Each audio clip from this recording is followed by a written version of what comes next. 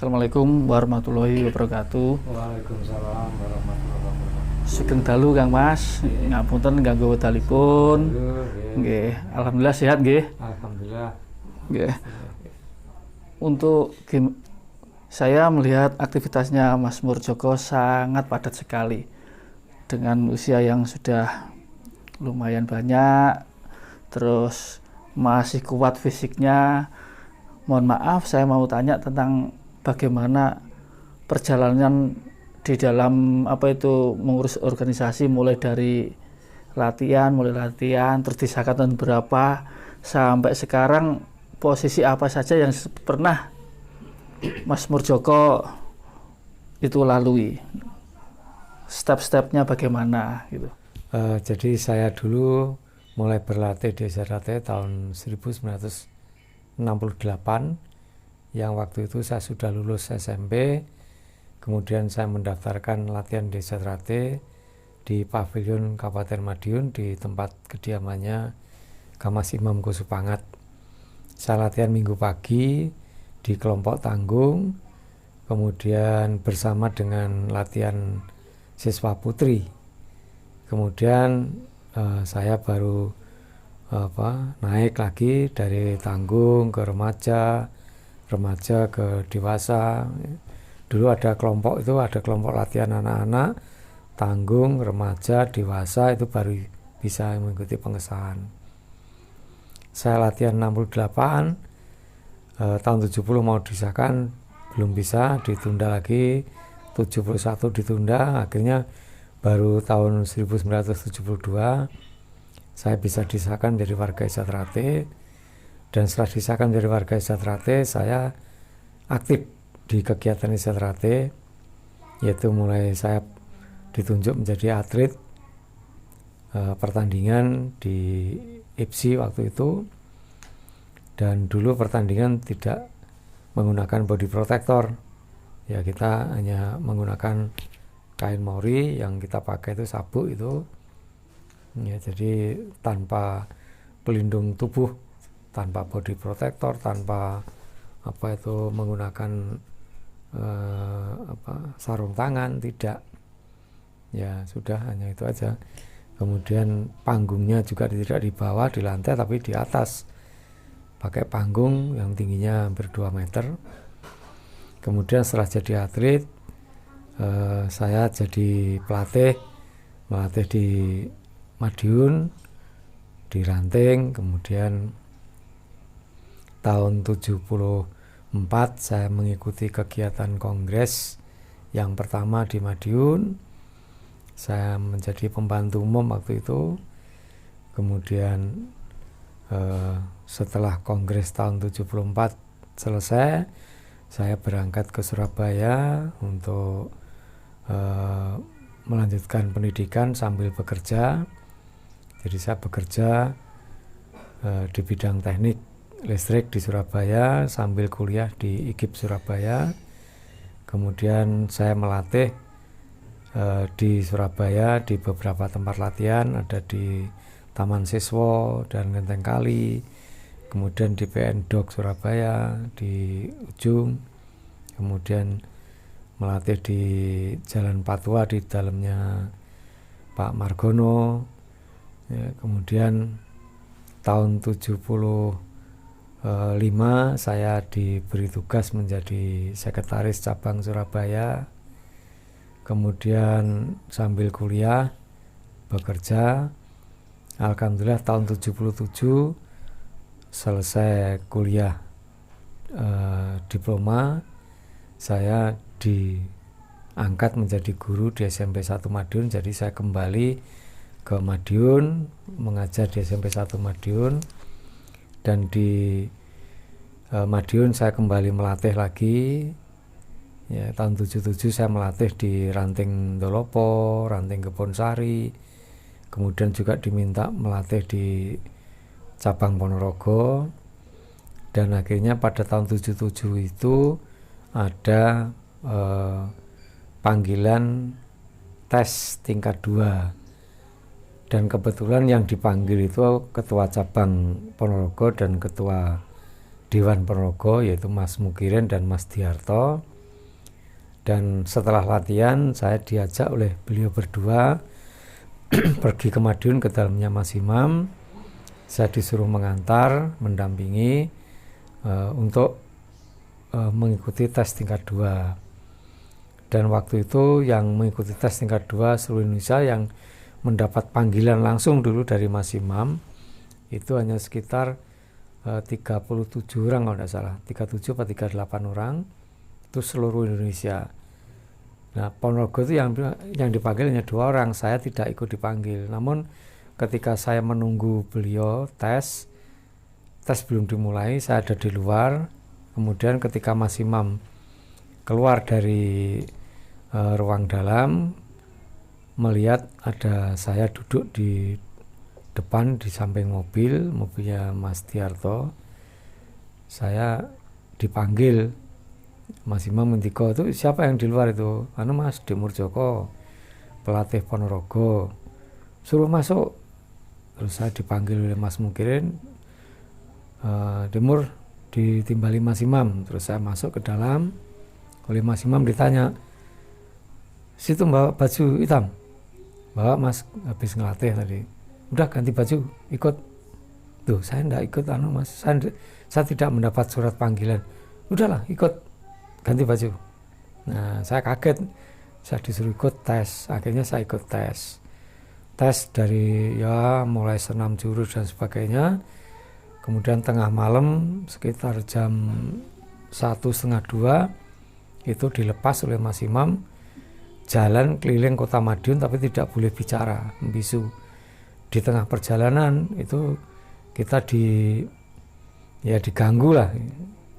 diganggu oleh ya pelatih waktu itu, ada Mas Maji dan sebagainya, Mas Tarto, Mas Maji, Mas Isbiantoro, itu di tengah jalan mengganggu kita yang sedang lewat, dan lewatnya tidak bersama-sama, hanya dua orang itu. Nah, akhirnya kurang lebih jam 4 pagi sampai di kediaman Mas Imam kembali, dan habis itu Mas Imam mengumumkan yang lulus ini. Ternyata yang lulus waktu itu hanya 21 orang. Loh, nama saya disebut. Saya juga kaget, saya protes. Loh Mas, saya kan tidak ikut tes Mas. Saya tidak ikut mendapat surat panggilan, kok saya diluluskan. Malah Mas Mukirin, Mas Tiarto tidak lulus. Ketua cabang, ketua dewan tidak lulus, malah saya yang diluluskan. Saya, Mas, nggak enak Mas saya. Terus Mas Tiarto, Mas Mukirin, udah Demur itu sudah rezeki penjenengan, udah terus saja, enggak apa-apa. Akhirnya saya terus berlatih. Alhamdulillah tahun 78 saya disahkan tingkat 2 bersama dengan 21 orang dari seluruh Indonesia. Bersamaan itu pula Mas Maji disahkan tingkat 3 oleh Mas Imam. Mas Maji disahkan tingkat 3 di dalamnya Mas Imam di Pavilion Kabupaten. Setelah itu ganti Mas Imam dengan Pak Badini waktu itu mengesahkan tingkat 2 saya dengan teman-teman itu di dalamnya Mas Maji di Jalan Ahmad Yani. Jadi pengesahan saya itu di dalamnya Mas Maji di Jalan Ahmad Yani. Nah, kemudian setelah itu dilanjutkan mengesahkan tingkat 1 warga baru di gedung Balai Desa Rorombo. Itu cerita dulu demikian itu. Jadi saya berangkat tingkat 2 itu justru dari Ponorogo karena saya sebagai pelatih Ponorogo waktu itu. Kemudian dalam perjalanan waktu saya mengikuti kongres lagi tahun 77. Kemudian ditugasi menjadi pembantu sekretaris. Ya, kemudian Mas Imam diangkat menjadi ketua Dewan Pusat, Pak Badini menjadi ketua umum pusat, Mas Maji menjadi ketua 1 pusat, Mas Isbiantoro itu menjadi sekretaris umum pusat. Kemudian tahun 81 diselenggarakan Mubes, jadi istilah kongres diganti Mubes. Di Mubes 81 inilah Mas Imam tetap diangkat menjadi ketua dewan, Pak Badini yang tadinya ketua umum diangkat menjadi wakil ketua dewan, Mas Maji yang tadinya ketua 1 pusat diangkat menjadi ketua umum, dan saya ditugasi menjadi sekretaris umum. Mas Isbiantoro ditugasi menjadi ketua 1 pusat. Ada Mas Singgi juga masuk menjadi jajaran ketua di pusat. Saya menjadi sekretaris umum. Kemudian tahun 85 diselenggarakan Mubes lagi. Kemudian di Mubes tahun 85 ini Mas Imam tetap ketua dewan, Pak Badini wakil, Mas Maji tetap ketua umum, kemudian saya tetap sekretaris umum, kemudian yang lain masih tetap, Mas Isbiantoro, Mas Singgi masih menjadi ketua di pusat. Kemudian tahun 87 Mas Imam meninggal, ditunjuklah Pak Maroto sebagai PLT ketua dewan. Kemudian tahun 91 diadakan Mubes. Disitulah saya diangkat. Waktu Mubes 91 ini Mas Maji diangkat menjadi ketua umum pusat, masih tetap. Nah, karena Pak Maroto menjadi PLT, maka di Mubes 81 Pak Maroto ditetapkan menjadi ketua, tapi Dewan Pusat diganti nama menjadi Dewan Pertimbangan Pusat. Mengapa? Karena Pak Maroto masih tingkat 2, Mas Maji ketua umum tingkat 3. Akhirnya istilahnya diganti Dewan Pertimbangan Pusat. Kemudian ada Mubes lagi tahun 2000, Mas Maji diangkat menjadi ketua Dewan Pusat dan sekaligus menjadi ketua umum pusat. Kemudian saya menjadi ketua 1 pusat. Ya. Kemudian ada perjalanan waktu lagi tahun 2008 diselenggarakan Rapimnas, di mana cabang-cabang seluruh Indonesia hadir. Di situ disepakati ditetapkan adanya anggaran dasar anggaran rumah tangga tahun 2008. Kemudian saya menjadi ketua 1 pusat dan juga merangkap menjadi anggota Dewan Pusat tahun 2008. Tahun 2014 itu Mas Maji menyerahkan jabatan ketua umum pusat kepada Mas Richard Simorangkir. Kemudian Mas Maji hanya sebagai ketua Dewan Pusat. Kemudian Mas Richard Simorangkir hanya menjabat selama 7 atau 8 bulan. Beliau meninggal. Nah, setelah itu Mas Maji menunjuk yaitu Mas Arif Suryono ini sebagai ketua umum pusat sampai dengan Parapatan Luhur. Itu bunyinya SK seperti itu. Nah, kembali ke diri saya, setelah saya disahkan tingkat 2 tahun 78, alhamdulillah saya tahun 81 ada program tingkat 2.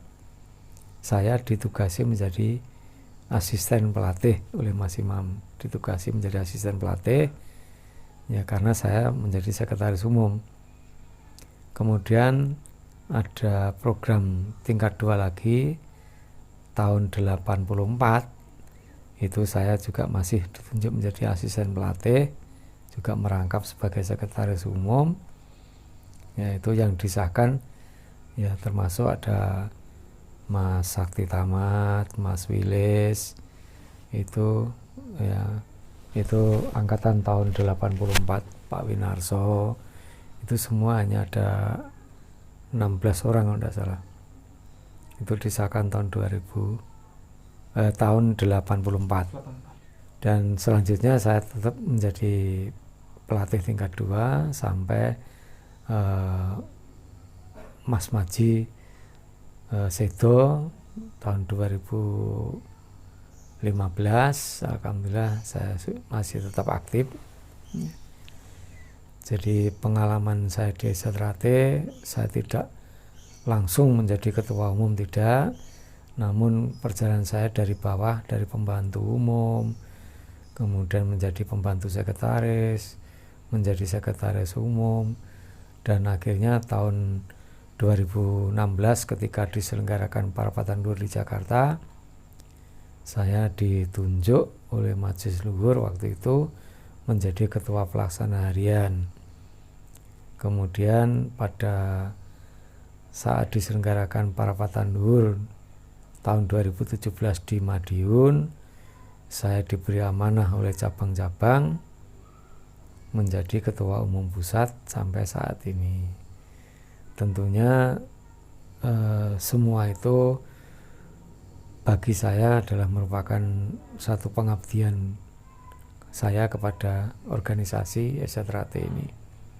Jadi saya punya keyakinan selama kita ini mengabdi kepada organisasi SCTRAT ini dengan tulus, ikhlas, tanpa pamrih, kita pegang kejujuran, keluhuran budi, insya Allah Tuhan Yang Maha Esa akan memberikan jalan, akan menunjukkan jalan pada kita yang sebenar-benarnya. Jadi saya berterima kasih kepada saudara-saudara kami seluruh Indonesia bahwa sampai saat ini saya masih diberi amanah menjadi ketua umum pusat. Tentunya kami punya tugas, tanggung jawab, dan kewajiban bagaimana yang pertama carut marutnya SCTRAT saat ini bisa segera selesai dan SCTRAT bisa kembali menjadi guyub rukun sehingga usaha kita membesarkan SCTRAT benar-benar diridhoi oleh Allah Subhanahu wa taala. Di samping itu juga tentunya saya punya tugas, tanggung jawab, dan kewajiban yaitu untuk bagaimana mengelola organisasi SCTRAT ini lebih profesional, lebih menekankan pada peningkatan sumber daya manusia, yaitu di samping tata organisasi harus lebih maju, tentunya dalam bidang teknik pencak silat pun juga bisa meningkat sehingga pamornya SCTRAT yang dulu kita ini kalau menjadi atlet sangat disegani oleh perguruan yang lain, ini tugas, tanggung jawab, dan kewajiban saya untuk mengembalikan lagi bagaimana supaya atlet-atlet SCTRAT ini ke depan kembali pamornya muncul lagi, disegani oleh kawan maupun lawan. Ini yang penting. Dan tentunya di samping itu ya SCTRAT Pusat Madiun punya tugas dan tanggung jawab yaitu menjaga marwah ajaran, tradisi, dan aturan organisasi secara baik dan benar. Ini yang penting. Jangan sampai marwah ajaran, tradisi, dan aturan SCTRAT ini dibelokkan ke arah-arah yang tidak baik hanya untuk kepentingan sesaat. Karena warga SCTRAT yang sudah jumlahnya jutaan ini, yang sekarang mungkin kalau dihitung ya sudah mencapai 8-9 juta lebih, ini tetap guyub rukun. Karena SCTRAT ini warganya sangat majemuk, sangat heterogen. Ada SCTRAT itu ada dari Aceh, dari Sabang sampai Merauke. Ditinjau dari latar belakang kehidupannya macam-macam. Jadi sukunya ya macam-macam. Suku apa ada, kita ada. Karena SCTRAT alhamdulillah saat ini setiap provinsi yang ada di tanah air, 34 provinsi ini sudah ada cabangnya SCTRAT, meskipun belum merata. Cabang kita saat ini yang mengikuti Persaudaraan SCTRAT Pusat Madiun saat ini sudah mencapai 320 cabang di seluruh wilayah Indonesia, dan di luar negeri kita punya cabang khusus yang jumlahnya sampai detik ini ada 28 cabang khusus yang kita punya. tentunya semua itu adalah keberhasilan kita bersama. Saya tidak mungkin bisa melaksanakan tugas dan pengabdian saya tanpa didukung oleh saudara-saudara kita yang lain. Ini yang penting. Jadi mari kita harumkan nama Isatrate ini, kita jaga agar harkat martabat, nama baik dan kehormatan Isatrate ini tidak tercoreng oleh ulah dari beberapa oknum warga Isatrate yang mungkin belum memahami apa maunya Isatrate hadir di tengah-tengah masyarakat ini, supaya Isatrate ini bisa menjadi satu organisasi, satu perkumpulan yang bermanfaat bagi kemaslahatan umat, rahmatan lil alamin. Ini yang penting. Nah, tentunya untuk itu ya tugas kita bersama setelah kita menjadi warga ini, ya mari kita bersama-sama kita bisa berbuat untuk kepentingan organisasi, untuk kepentingan persaudaraan kita. Jangan sampai kita bertanya apa yang kita dapatkan dari Isatrate, tapi apa yang kita perbuat untuk Isatrate ini. Itulah yang harus kita tanamkan kepada adik-adik kita, generasi muda yang akan datang ini. Saya kira itulah saudara sekalian beberapa hal terkait dengan kegiatan saya. Jadi sampai kapanpun, andai kata nanti suatu saat saya sudah tidak menjadi ketua umum, saya tetap mengabdi pada Isatrate sesuai dengan kemampuan yang saya miliki. Saya kira demikian saudara sekalian. Terima kasih atas perhatiannya dan mohon maaf apabila ada yang kurang berkenan dalam saya menyampaikan sekilas tentang perjalanan diri saya dalam mengabdi di Isatrate ini. Sekian, billahi taufiq wal hidayah, wassalamualaikum warahmatullahi wabarakatuh. Terima kasih Mas Murjoko atas apa yang disampaikan tadi, profil mulai dari latihan sampai jadi ketua umum sampai sekarang. Ya, semoga apa yang disampaikan Mas Mur tadi bermanfaat bagi seluruh warga Isatrate seluruh dunia. Ya, biar tahu sejarahnya bagaimana ketua umumnya itu sampai sekarang. Terima kasih.